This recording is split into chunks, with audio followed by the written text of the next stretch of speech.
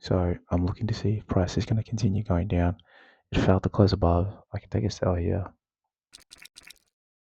I just want to make sure that I'm moving in the same direction as the market is moving right now. We're below the 50. What do we want to do? That's fine. I mean, I'll take one more just for the sake of it. You see that price made an attempt almost to the 50. So we're pushing down now. So what I need to see is some type of close below these ranges. This does not count. What about this one? Possibly. That's the beginning of confidence, but let's see what it says.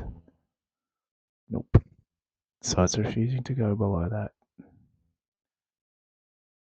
Still, this is where your judgment really needs to come in. And check. Yeah, okay. We could argue that that was one. That's the next one.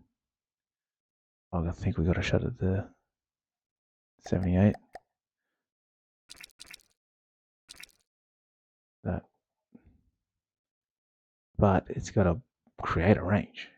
Otherwise, it could continue to go down. Did you hear that comment? I just said it has to create a range now. It can't just take a range and not create a range. And it created a range. A full 100 movement. You see how there's some type of like friction at this point? Because that is something to be mindful of. I don't think I'm going to get all of this, but man, that's satisfying. I'm taking all of that shit. Boom, all of it. Create a range. So in order for price to change direction, right now, as it stands, it needs to violate this whole range. And then it has to create a new range. So right now, this tiny range stands a chance of getting violated. See that move down? Tiny range from the top of this to there. That's a range. As soon as price closes above it, which it's not. So we're at the 61. So I'll just do this. Not to say that this entirely means a range, but you see a close below that. Here we are. You just go take a cheeky one, right? I think that's enough. Once you see a close below that, this is a small move.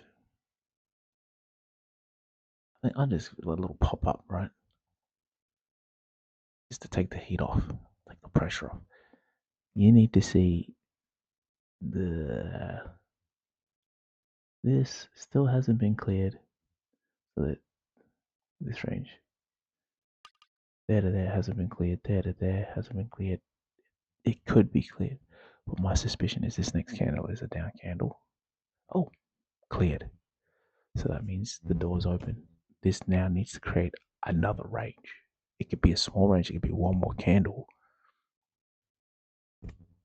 or not, or just be a massive fuck off candle. But I got it now. Confidently got it now. Yeah. Last minute for explaining how to trade ranges. Once price closes behind, and I mean closes behind a range, it needs to create another range to close behind. It could be just a few short candles or massive expansion like we saw here. Okay. You saw what I was doing here. No, I'll zoom in a bit.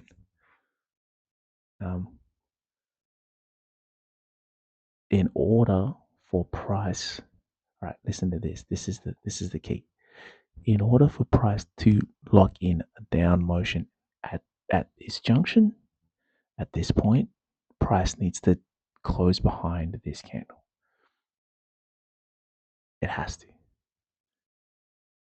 Otherwise, it's not going to. However, in order for price to continue going up, these sets of down candles need to be closed behind, like for certain. So once you get that close behind here, like this, like that, you can go again. It just so happened this thing just shut up.